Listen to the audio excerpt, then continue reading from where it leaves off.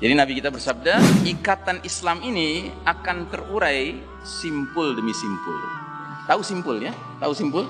Simpul tali. Nabi menggambarkan Islam ini seperti kumpulan ikatan yang sudah mantap, tapi dia bisa terurai. Dan kalau dia terurai itu simpul demi simpul, satu demi satu. Setiap satu simpul terurai, manusia bergelayutan pada simpul berikutnya. Itu terurai, simpul berikutnya. Itu terurai, simpul berikutnya. Nah, urutannya bagaimana? Yang paling awal akan terurai adalah urusan hukum, dan yang paling akhir terurai adalah urusan sholat. Nah, semenjak runtuhnya tatanan Islam, sistem iman dan tauhid tahun 1342 Hijriah, persis 100 tahun dari kita sekarang pakai kalender Hijriah, apa yang terjadi? Di negeri-negeri kaum muslimin yang paling awal berubah adalah hukum. Tadinya hukum Allah yang berlaku, mulai hukum sekuler yang berlaku. Dan yang lebih menyakitkan, hukum yang berlaku seringkali adalah hukum mantan penjajahnya.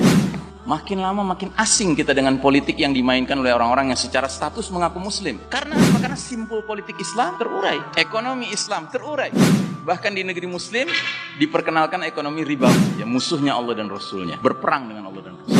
Terus pelan, simpul demi simpul lepas, ya. Kemudian simpul budaya. Seperti antum kalau menikmati hiburan berkuda, itu kan ingat Nabi, ingat para sahabat, ya kan, itu zikrullah, mengingat Allah, mengingat jihad fisabilillah. Terus simpul budaya lepas, simpul pendidikan lepas. Ya, pendidikan sekarang sudah bukan pendidikan Islam, pendidikan sekuler. Terus satu demi satu, simpul medis terlepas, ya. Bahwasanya wa idza maridtu fahuwa yashfin. Kalau aku sakit, Allah yang menyembuhkan. Sehingga kalau pasiennya sembuh, tidak ada tabib yang begini, aku yang menyembuhkan, tidak ada. Dia kembalikan kepada Allah. Dan tidak ada pasien dulu yang menganggap tabib itu segala-galanya. Tidak. Dia tahu tabib cuma berupaya saja.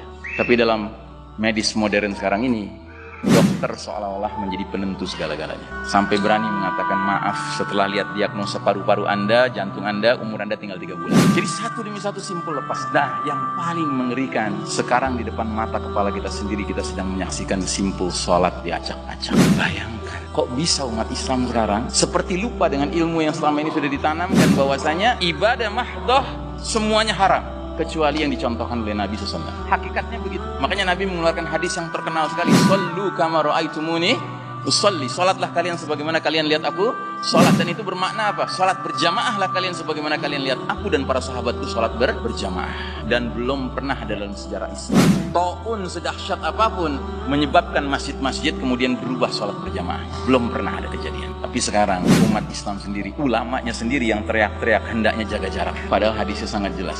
Tutuplah celah-celah di antara kalian. Celah-celah itu menjadi tempat bercokolnya siapa? Syaitan. Furjatin lisyaitan, ya. Menjadi tempat syaitan. Jadi sekarang masjid-masjid itu menyediakan tempat dikasih tanda syaitan dimanapun.